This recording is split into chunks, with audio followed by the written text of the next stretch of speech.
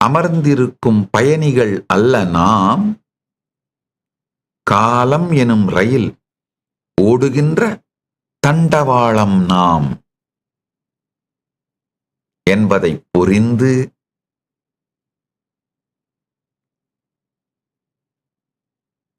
அகத்திலே ஜீவன் முக்தனாக முழுமையான சுதந்திரத்தோடு வாழ்தலும், இகத்திலே அகம் அப்படிங்கிறது சப்ஜெக்டிவ் ரியாலிட்டி, இகம் அப்படிங்கிறது ஷேர்டு ரியாலிட்டி, பரம் அப்படிங்கிறது அல்டிமேட் ரியாலிட்டி.